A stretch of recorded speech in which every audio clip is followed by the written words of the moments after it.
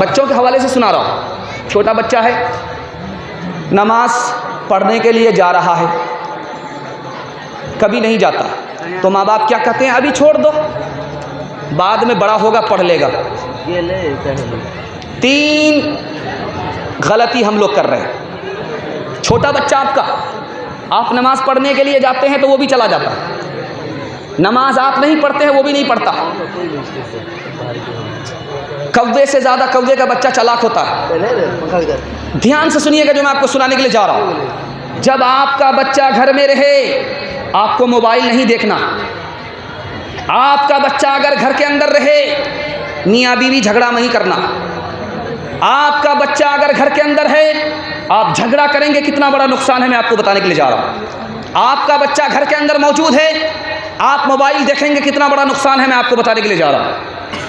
बाप ड्राइवर, बेटा खलासी, गाड़ी का नंबर 786। बाप को मोबाइल चलाने के लिए आता ही नहीं, बेटा 1 नंबर का मास्टर है। कौवे से ज़्यादा कौवे का बच्चा चालाक है। आप अगर मोबाइल देखेंगे, आपके बच्चे को फुर्सत मिलेगी, उसके हाथ में मोबाइल आएगा, वो सब कुछ करके देगा, पढ़ लिख करके नहीं देगा।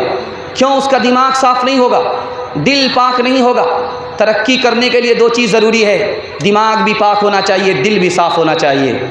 और ये गलती बच्चे की नहीं है, ये गलती आपकी है।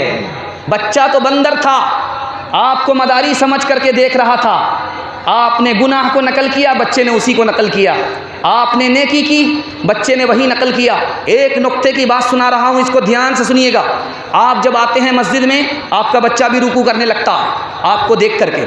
जब आप सजदा करते हैं तो आपका बच्चा भी सजदा करने लगता है। बच्चे का नाम आमाल खुला नहीं, यह सजदा कहाँ लिखा जाएगा? बच्चे का नाम आमाल खुला नहीं, ये रुकू कहाँ लिखा जाएगा? बाप के नाम आमाल में लिखा जाएगा।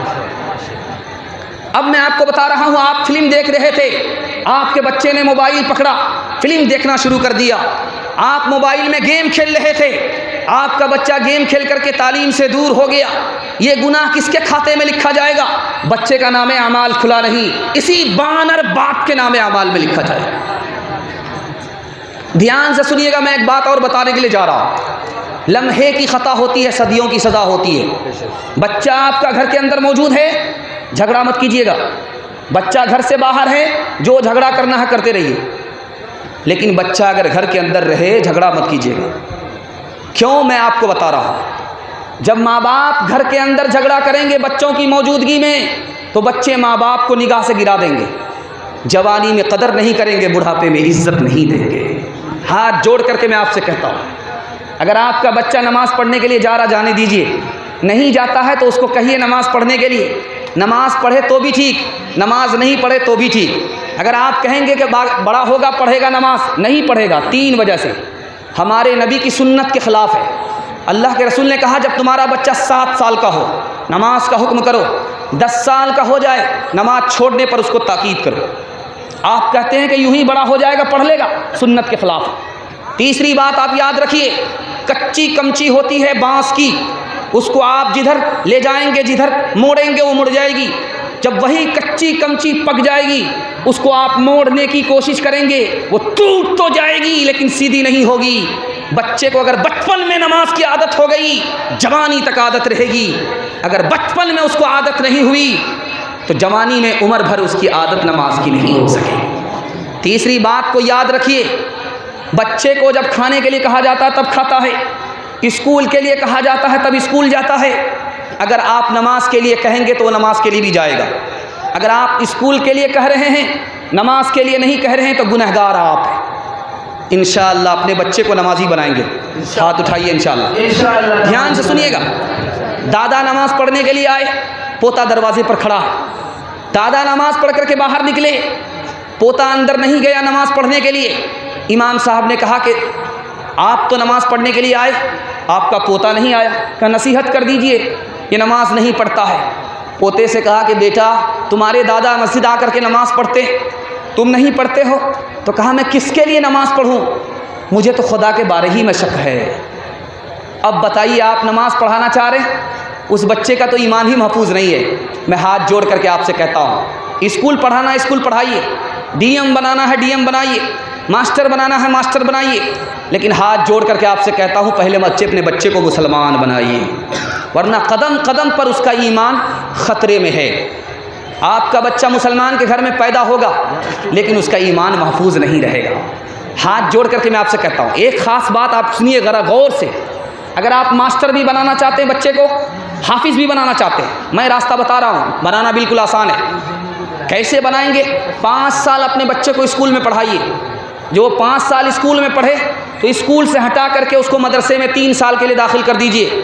3 साल के अंदर आपका बच्चा हाफिज़ बन जाएगा। उसका दिमाग इतना तेज़ हो जाएगा जैसे पत्थर पर चाकू तेज़ हो जाया करता है। अब जो 3 साल का गैप हुआ है, ट्यूशन कराइए, सबका बच्चा पीछे होगा, आपका बच्चा सबसे आगे हो जाएगा। इंशाअल्लाह अमल करेंगे? हाथ उठाइए। एक मिसाल पर पैगाम ख़त्म कर रहा हूँ, ध्यान से सुनिएगा। बच्चा रो रहा था, पूछने वाले ने कहा क्यों रोते हो?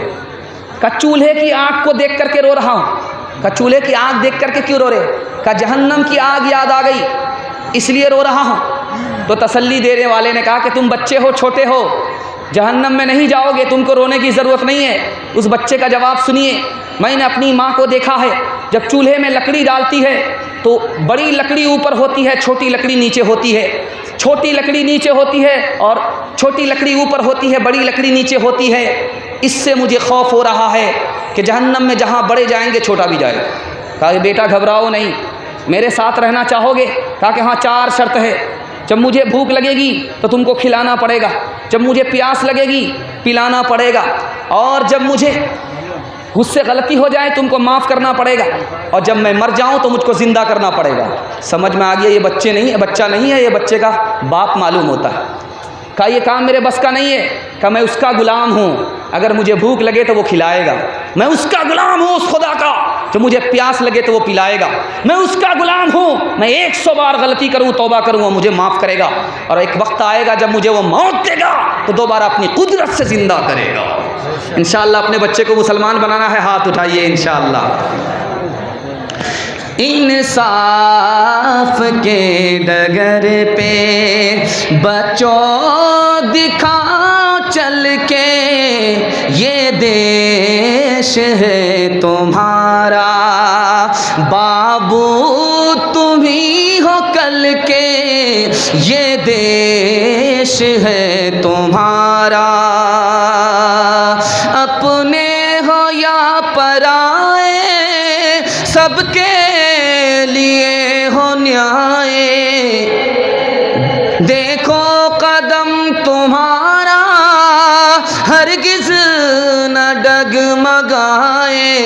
रास्ते बड़े कठिन हैं, चलना संभल संभल के, इंसाफ के डगर पे बच्चों दिखाओ चल के, ये देश है तुम्हारा, बाबू तुम ही हो कल के, ये देश है तुम्हारा।